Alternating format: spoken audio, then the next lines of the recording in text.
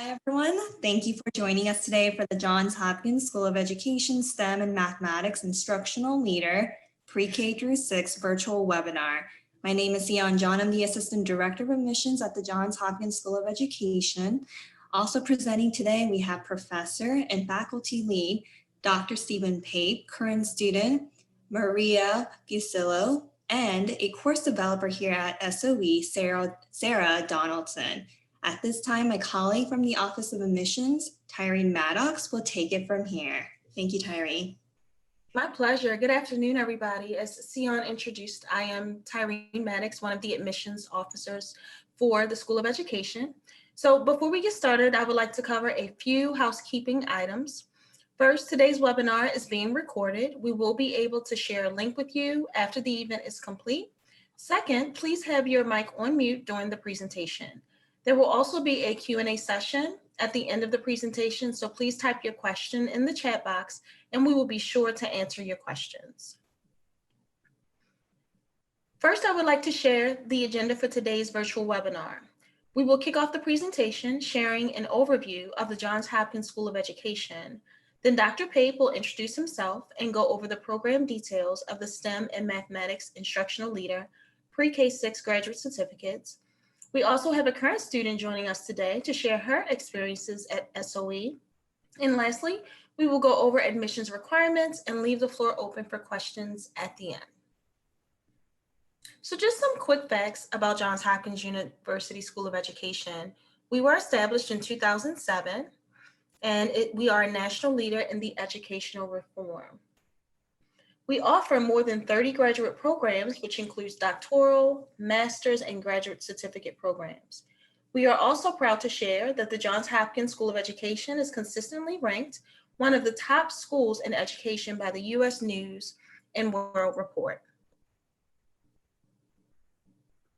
So just some quick facts. As of fall 2019, there were 2,465 enrolled students, again, 30 plus programs, and 22,000 alumni.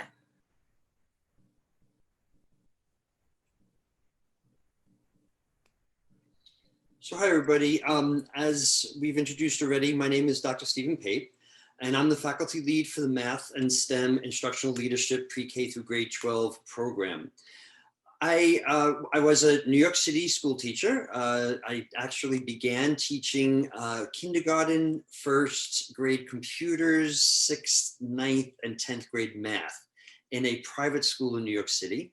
And then I moved to the New York City school system where I taught middle school 6th through 8th grade math.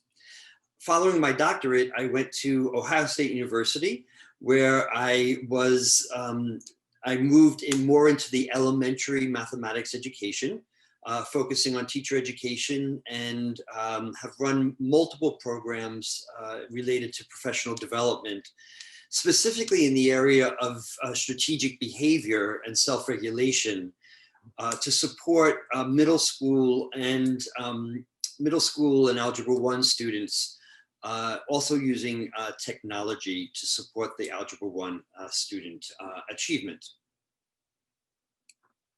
Finally, I was the director of our Doctor of Education program for the last 7 years until 2019. So we're talking today about the STEM and Mathematics Instructional Leader, and I really like the fact that we had the opportunity to find out a little bit about our participants' background. So who can benefit from this program? And I think the participants really can benefit from this program. It's really for practicing pre-K through grade 6 educators with a minimum of 18 months experience teaching.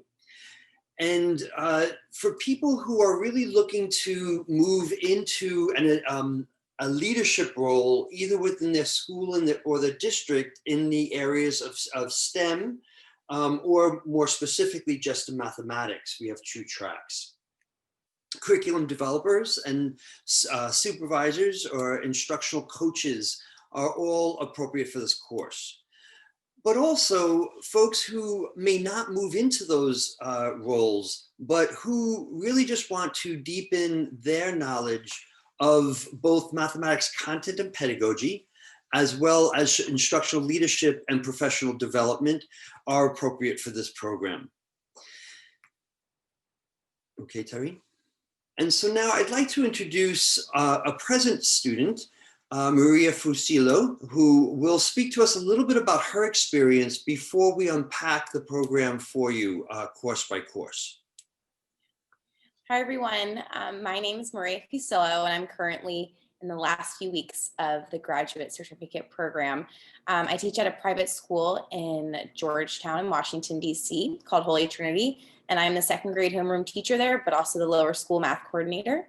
And there have been a lot of meaningful takeaways from the program, but I'm going to highlight 3 that have impacted my growth as an elementary mathematics educator and leader. Throughout the Johns Hopkins program, you discuss and learn about different math and STEM concepts. You don't only learn about what specific topics are covered in the pre-K through 6 classroom, but also learn about instructional strategies, activities, and common misconceptions surrounding these topics. You create lesson plans and do activities in small groups or independently, which allows you to develop a stronger content knowledge in a variety of different areas.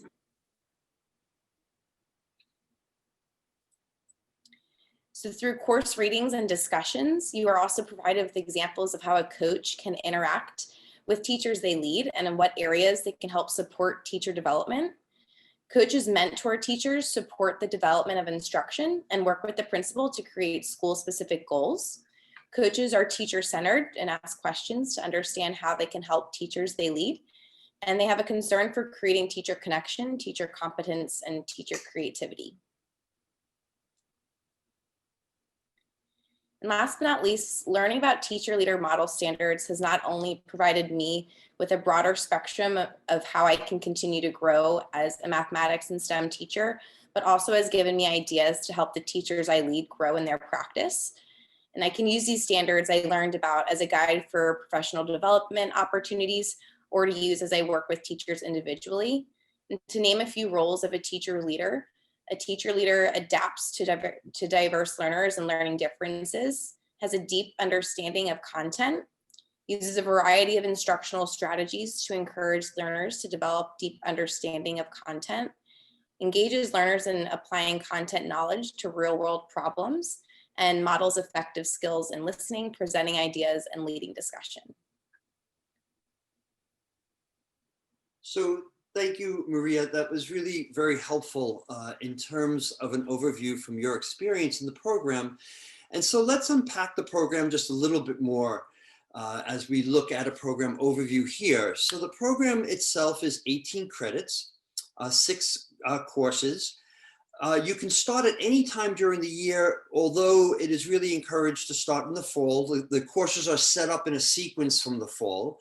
And so most students take 2 courses in the fall, 2 courses in the spring, 1 course in the summer, and then 1 course in the following fall when they do their practicum.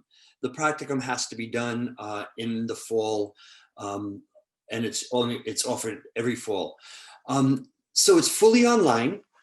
The faculty are experienced content experts, and we have one of those, the faculty with us.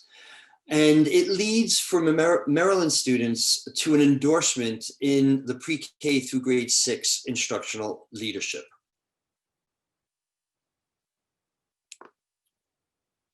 So as I said a moment ago, all the courses are online. For the most part, they are asynchronous, but every course has some synchronous element. And the final course, the practicum course, being that it's very much reflective and experiential, there's a little bit more synchronous work during that 1 course. We place you in small interactive groups. There's whole group participation in terms of discussion forum. And there's a lot of individual work as you work on fundamental mathematics. So we ask you to do a lot of fundamental mathematics or science, and I'll talk about those courses in a minute, and think about your learning of this fundamental mathematics and or science content. So it's very important that you engage with the courses as a learner as well as a teacher. And sometimes that's difficult for us to do. A lot of our material is active problem-based learning, where you would develop and use skills in analysis, problem solving, and critical thinking. So here's one quote from a student who graduated from the program. And I think it really reflects what we intend the program to be, and that is hands-on training, not only in your own effective implementation of STEM learning, but also in supporting others to create powerful classroom contexts for their students. The classes are small and combine the synchronous and asynchronous sessions. And I like the end of this. I feel as though I've gained a community of colleagues that will be available to me as I continue my career. And I think that is important, especially for all of our programs at Johns Hopkins, because you become part of the network of Johns Hopkins. So here's just some overviews on the courses. Here's the session objectives from the physical science course. The physical science course really engages learners in active physical science content as they consider how to teach physical science for their own students. Here's another example from the physical science. So a lot of our courses have simulations.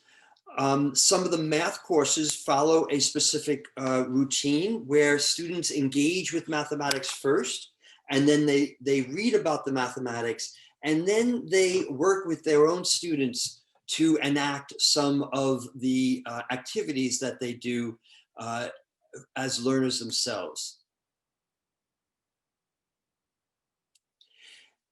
Here's some other course delivery activities, such as videos. So there's a lot of times we try to engage the learner with videos. I like to use TEDx videos as well. And then there's other activities that students are asked to engage in. So this one is creating a roller coaster.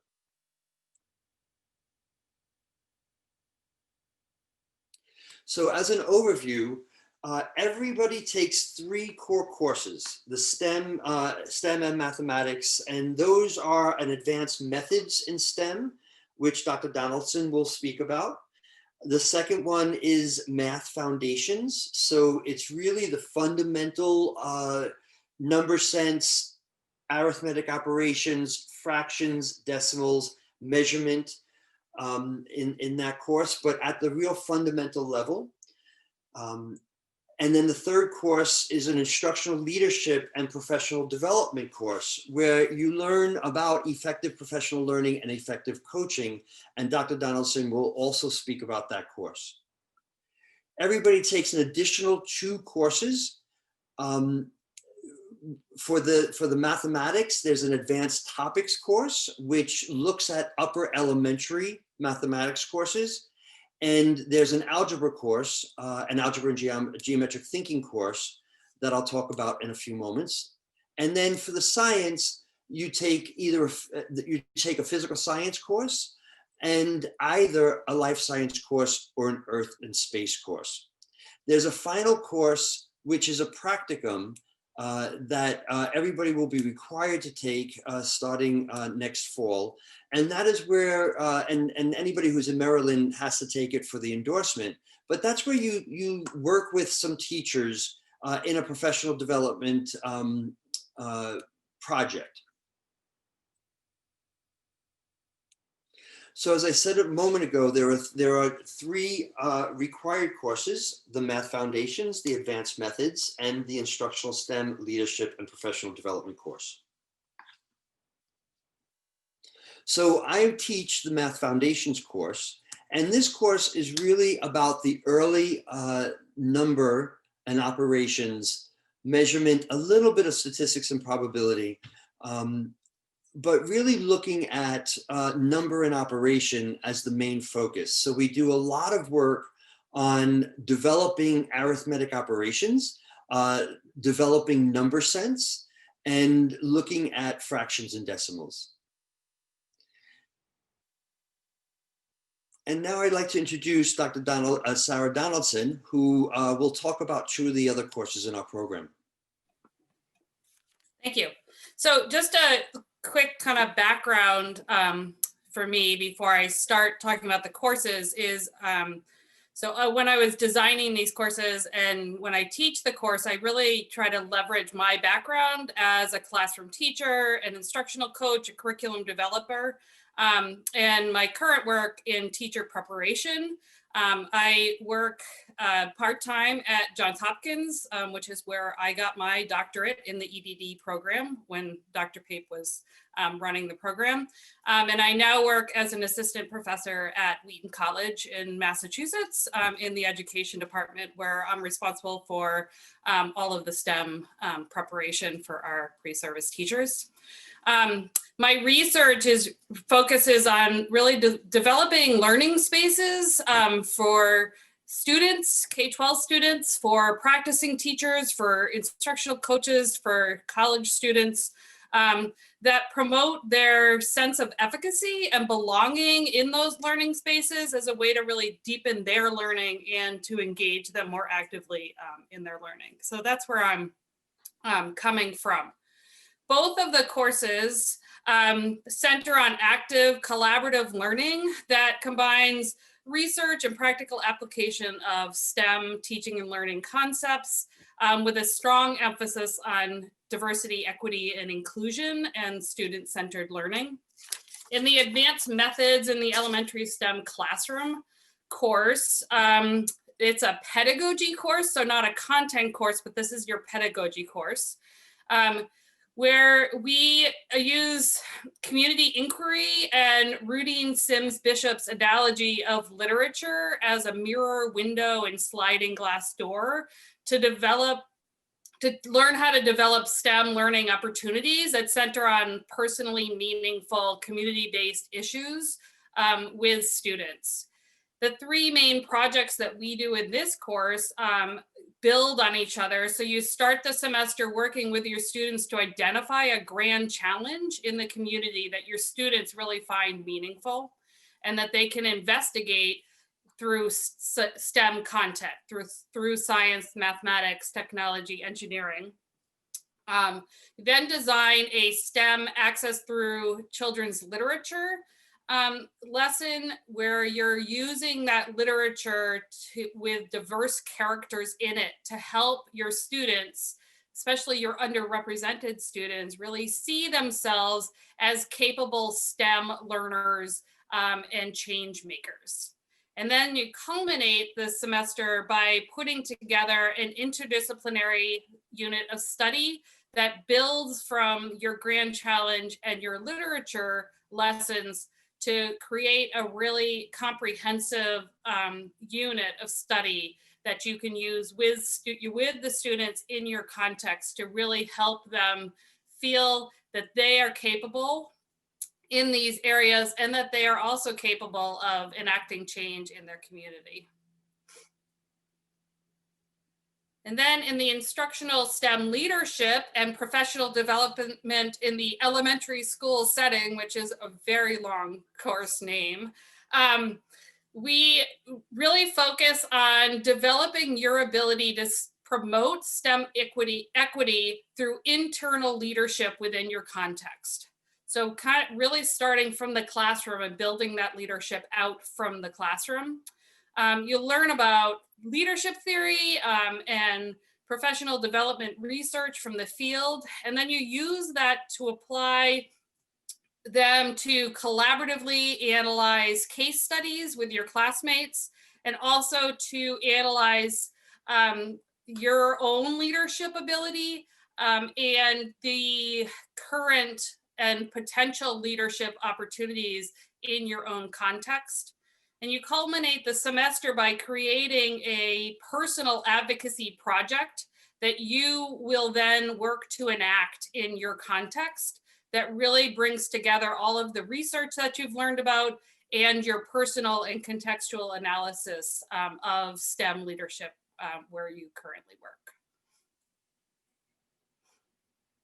So thank you very much, Dr. Donaldson, for that introduction to those two very important courses within our program. As I mentioned earlier, for the STEM specialization, students take the Math Foundations course, and then they take 2 additional science courses. In both the STEM specialization science courses, as well as the math specialization mathematics content courses, different from Dr. Donaldson's course, where the pedagogy is foregrounded. Here, content knowledge is foregrounded and the pedagogy is backgrounded. So we take up both content and pedagogy, but we do so through learning of the content. And to me, this is a really important opportunity for teachers to go back to some of the fundamental mathematics and science and technology, engineering concepts, and really think through these fundamental concepts as they consider how they might teach them to students. It's really important for pre-K through grade 6 mathematics and science or teachers to have a very strong mathematics and science and engineering design-based learning, which is all taken up in Dr. Donaldson's course, background, so that they can really support learners, as Dr. Donaldson said, to feel like they belong in the STEM classroom and belong in future STEM classrooms through secondary high school as well as at the university. Here are the 2 mathematics courses. In this case, there's not an option. There's the algebra and geometric thinking in the pre-K through grade 6 classroom, and the advanced topics, which really takes up the upper elementary content concepts. And finally, all students take a practicum course. And so this course is really your opportunity to do 2 main projects as well as put together a portfolio. The 2 main projects in this course are a student impact project, where you work over several lessons or several activities, experiences with students to support their knowledge of a STEM concept. So you might help them to learn something about fractions and use several lessons to do so. The second major project in this course, which is really the main project in this course, is the Teacher Impact Project. In the Teacher Impact Project, you're asked to work with several teachers within your school building and to engage them in a professional learning activity experience, and to, I don't want to say monitor, but observe their experiences within the project. So you're really acting as an instructional leader in that course. And there's a final reflection paper that kind of pulls together everything from the program. So here's another quote from a graduated student. And his statement in an exit interview was about the fact that this was very practical and useful to him. And so that's really how we want the program to be perceived by students, is that it is practical in that it increases your content knowledge, increases your pedagogical knowledge, but also increases your knowledge of how to support others to create powerful STEM contexts.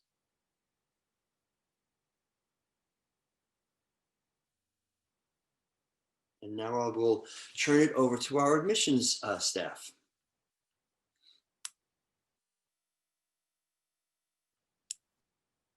Thank you, everyone, for a great program overview. So now we're going to continue by going over the application requirements. Applicants must submit a completed application, which can be found on our website, and there is a $80 application fee. Next, we need all official transcripts, including institutions you may have taken courses but did not receive a degree.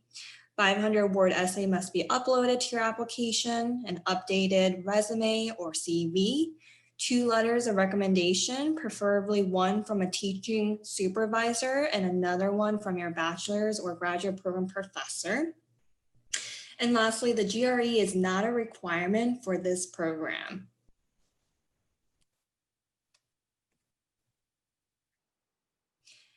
In addition, please keep in mind for standard admission requirement, you would need a completion of a bachelor's degree in education or closely related field from a regionally or nationally accredited institution. Also, it's required to have professional experience teaching mathematics or science in elementary, middle, or secondary schools.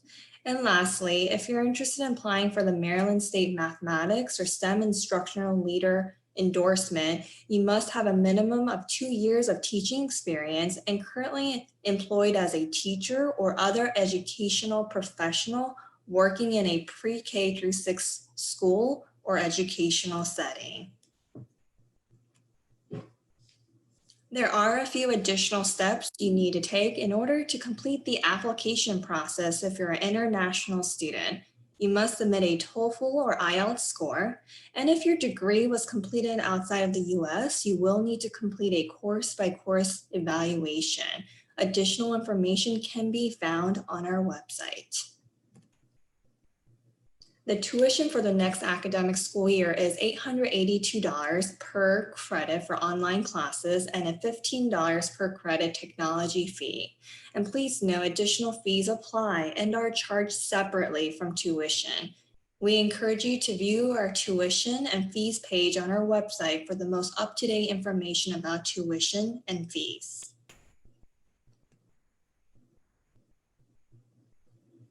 If you're interested in applying for financial aid, we strongly encourage you to apply for financial aid when you start your application.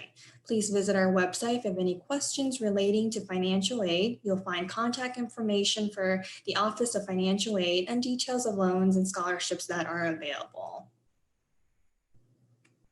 Here are some important contact information. If you have any admissions related questions, please reach out to my colleague Tyrene Maddox, and here is her email and phone number. If you have any program related question, please reach out to Liesl McNeil, and here is her email address.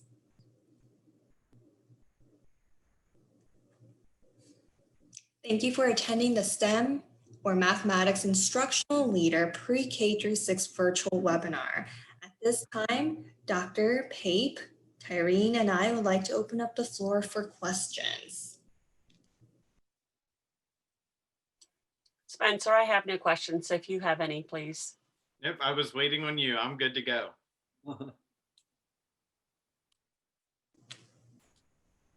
Dr. Pape, we do have some frequently asked questions that I can ask. One is I know you went over this, but again, people are curious, what is the course delivery method? So the courses are all online, mostly asynchronous, but with some synchronous work, either every session or a couple of times during, like 3 or 4 times a semester for most courses. Except the last course, which is every session, and they're 2-week sessions. The second question we get a lot is, obviously, our students are working full time and completing this program. So how many hours should they expect to allocate per week on the coursework? So I estimate approximately 6 to 8 hours per week. Dr. Donaldson, what do you have on that? What do you think?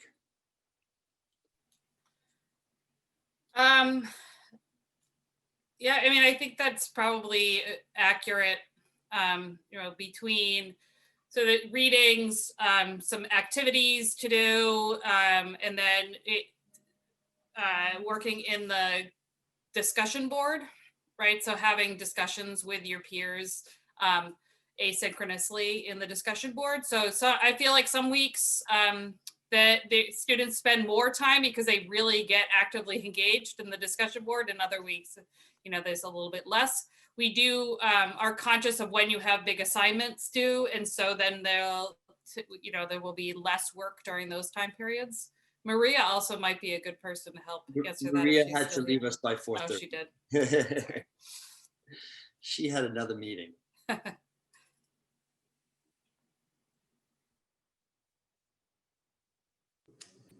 And I'm going to just chat in my Dr. email Donaldson. address. I'm sorry, go ahead, Dr. Page. I'm going to chat in my email address. You're welcome to give me, send me an email as well as you go through the application process.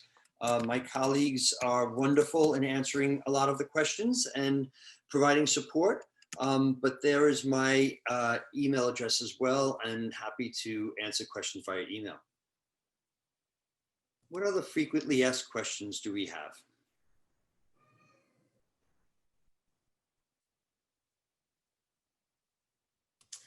One other one that I had on my list is that is this grad cert, can it be combined with any other, programs here at SOE? Yeah. So if you are interested in pursuing a master's degree, we have a unique interdisciplinary program that allows you to take two certificate programs along with some common courses to take your master's degree.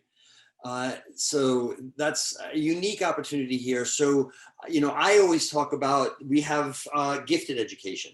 So you could do STEM and gifted education together and become a STEM gifted instructional leader.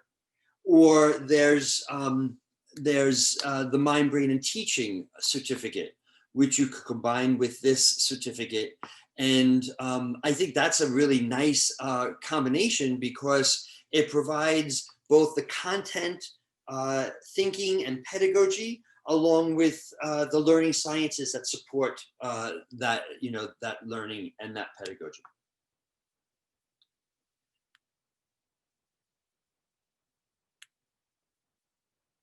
Are there any other frequently asked questions?